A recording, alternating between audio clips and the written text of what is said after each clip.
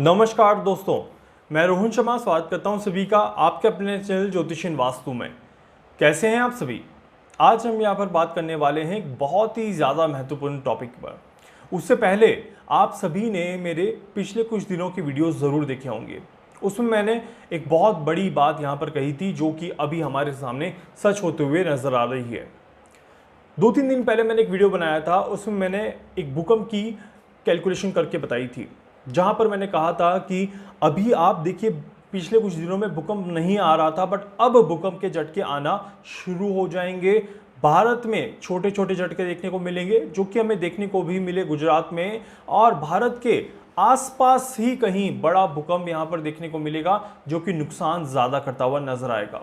और वही कैलकुलेशन यहाँ पर देखिए सही होते हुए दिखाई दी। अफगानिस्तान के भूकंप में, कल ही अफगानिस्तान में भूकंप आया है और उसमें 1000 से ज़्यादा लोगों का नुकसान हुआ, ज़्यादा लोगों की डेथ हुई। ये बहुत सटीक कैलकुलेशन यहाँ पर ज्योतिषीय गणनाओं के आधार पर हमें देखने को मिली। मृत्यु पंचक योग जो चल रहा था उसने अपना बखूबी काम किया, और उस दौर में, उस योग में इस तरह की घटना का होना बिल्कुल स्वाभाविक था।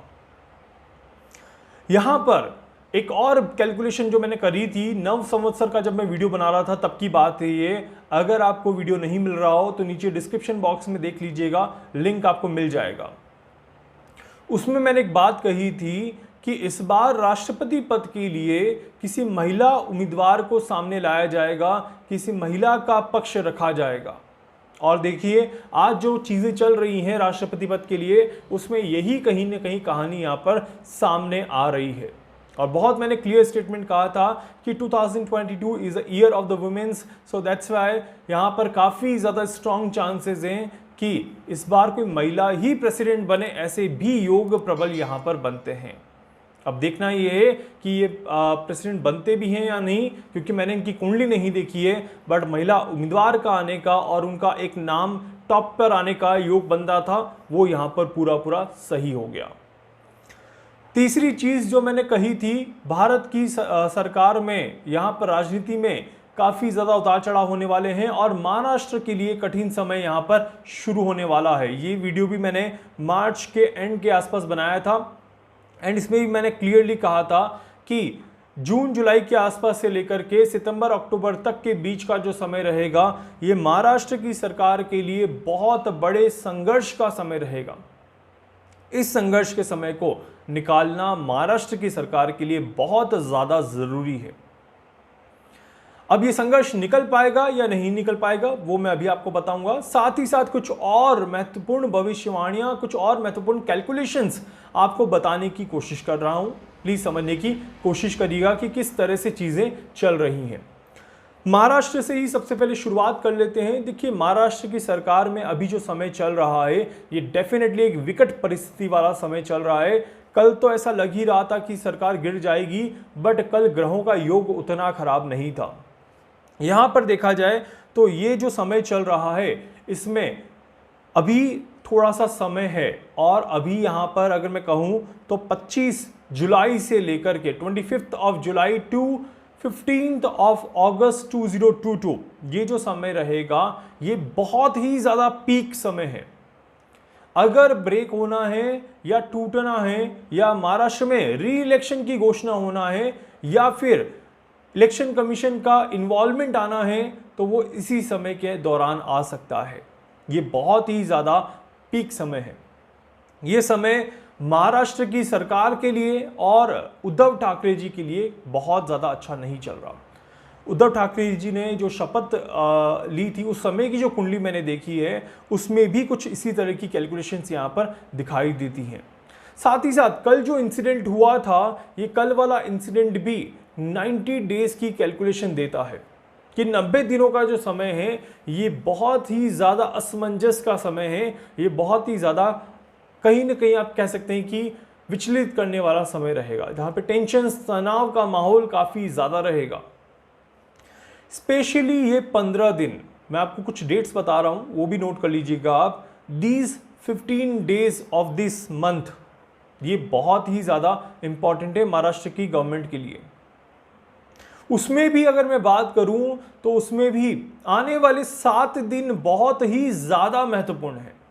ये 7 दिन निकल जाएं, यही बहुत बड़ी बात है एक बार तो, क्योंकि ये 7 दिन निकालना महाराष्ट्र की सरकार के लिए एक बड़ा चैलेंज है।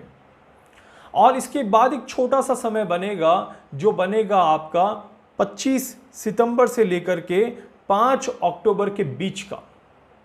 ये जो समय है ये भी काफ़ी ज़्यादा इम्पॉर्टेंट समय रहेगा। और एक और समय यहाँ पर मैं आपको बता रहा हूँ, वो भी आप नोट कर लीजिएगा। ये समय रहेगा आपका 20 जुलाई से लेकर के 10 अगस्त तक के बीच का। ये भी एक क्रिटिकल टाइम रहेगा महाराष्ट्र की गवर्नमेंट के लिए। बट जब तक अक्टूबर का महीना पूरा खत्म नहीं हो जाता तब तक तो एक तलवार लटकी ही रहेगी, अगर ये सरकार तब तक बचती है तो इसीलिए ये एक कठिन समय है महाराष्ट्र की सरकार के लिए, ये एक कठिन समय है उद्धव ठाकरे जी के लिए।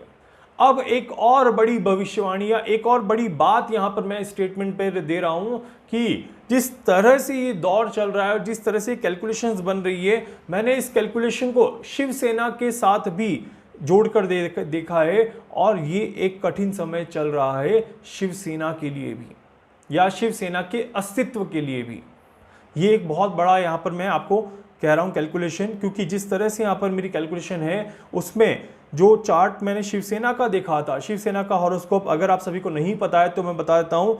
19 जून 1966 ये वो डेट थी जब शिवसेना का चार्ट जो कैलकुलेशन करते हैं हम, और इस चार्ट में अगर हम देखें 19 तारीख, देखिए 19 जैसे ही 19 चेंज हुई है वैसे ही ये साल जो है शिवसेना के लिए जो ईयर चार्ट बना है शिवसेना के लिए ये बहुत ज़्यादा स्टेबल चार्ट नहीं बना।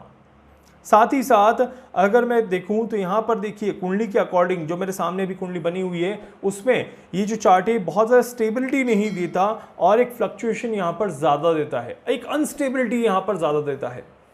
इस वजह से ये जो समय है ये बहुत ज़्यादा अच्छा समय नहीं है शिवसेना के लिए, उद्धव ठाकरे जी के लिए और महाराष्ट्र की गवर्नमेंट के लिए, जब तीनों ही जगहों पर एक पूरी तरह से डिसबैलेंस का समय यहाँ पर चल रहा है। इसीलिए तीनों ही पोजीशंस यहाँ पर कहीं ना कहीं खतरे में दिखाई देती है।